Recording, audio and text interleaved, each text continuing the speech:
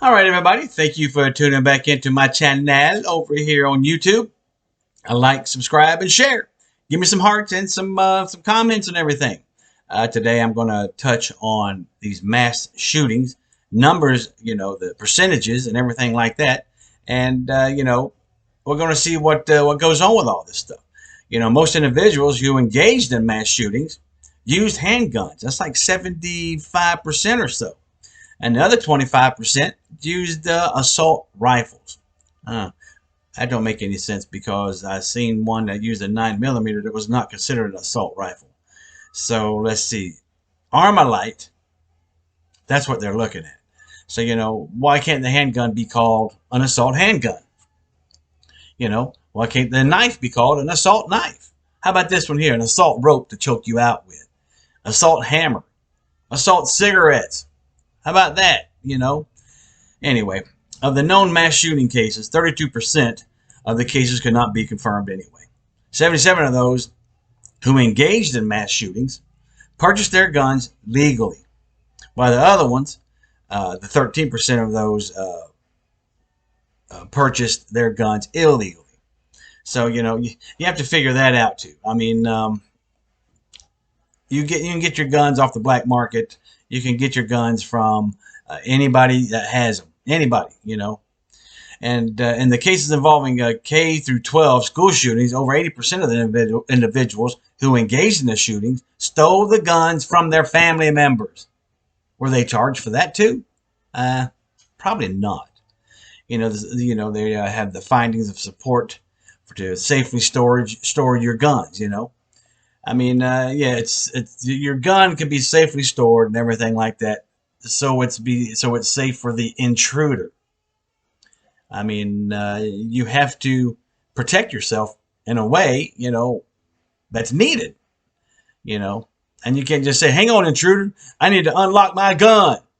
I see your weapon is not properly stored. Huh. Wonder why. So that's it. Yet the researchers noted that there are no federal laws requiring safe storage of guns. How in the hell are you going to make up a federal law to safe store my gun? Would you come in my house and see if I got my gun stored safely? No. Also, these red flag laws. What if someone, let's just say someone didn't like you? They call the police up and say, hey, JoJo, he's got a gun over there at his house, and I seen him taking a pee off his porch the other day. You want to go check him out? He may have something wrong with him.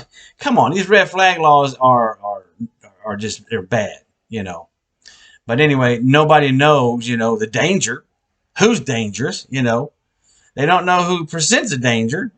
All medical records, need to be recorded no matter what. If you go to the dentist, if you go, go have a checkup, everything like that. Of course, all of it needs to be reported and recorded. So, do all that. Since the 1970s, the only statistically significant change in motivation for mass shootings, listen to this, people, was employment issues. So let's see here. Somebody gets fired and they want to come back and shoot up the place. Why? Okay, first, before they go and shoot up the place and everything, they need to ask themselves these questions. Why did they fire me? Well, was it because I had several write-ups, for hitting somebody or for not wearing my safety belt or safety glasses or steel toe or whatever, You had several write-ups, and you come in late, just damn near every day, blah, blah, blah. And the management, your supervisor and everything has told you got to be here on time. They hire people to be there on time, to work your 8, 10, or 12, whatever you agree to. And you have to be reliable, It's crazy. I mean, people just say, well, you can't fire me, The researchers recommended media literacy education as a means of helping people to consume information and counter extremist propaganda that facilitates violence. Let's see, mainstream media. That facilitates violence. I mean, you pop over there on all these apps and everything like that, and check out any app really, and you got people that do a challenge. I've did a thing on TikTok challenges where people have been killed. And also I think, a matter of fact, I believe that the TV in your house is probably the most dangerous thing in your house. So that's what I believe. So you got to look at these numbers here. I mean, and the most individuals who did these mass shootings, had a criminal record. That was 64% of them, and also a history of violence. I mean, domestic violence, everything like that. And some of them had military backgrounds. And most of these guys that that did these mass shootings and everything usually die at the scene, either self-inflicted or otherwise. Anyway, the percentage rates here are they're just, it's crazy. It shouldn't even be this high. The workplace is like over 30%. The retail establishments is right at 17%. Bars and restaurants, almost 14%, and residential locations are right there at 8%, and things like outdoor picnics and things like that also at 8%. And K through 12 schools, about 7.5, somewhere in there. And places of worship was 6.5%. Colleges are 5%, and government places, civil places, things like that are 3.5%. So I mean, you just have to look at all these numbers, and I mean, I go back to whenever people get fired and everything. Ask yourself those questions.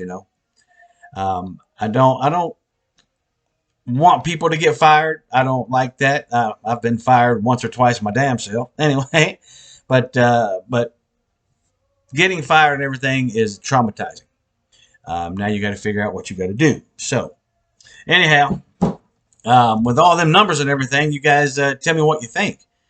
This mass shooting shouldn't even be happening. People, the way I believe it is that people do the mass shootings and stabbings and hit you with a hammer, throw stuff at you, throw stuff out the window at you if you're riding on your bicycle, all that stuff. Could that be an assault bottle that you got hit with? Yeah, it could be. Or if you're walking through a trail and your buddy in front of you pushes this limb and then lets it go and it knocks you in the nads or something like that. Is that an assault limb? You think about all that stuff, and tying all this stuff together and everything. If we go up against all this stuff that the radical people are trying to do, we'll prevail. Anyway, I'm gonna leave you guys with a mathematical thing.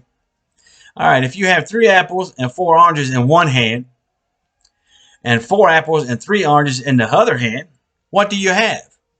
Okay, give me a minute. Let's answer this question. You have extremely large ass hands. All right, you guys, peace out.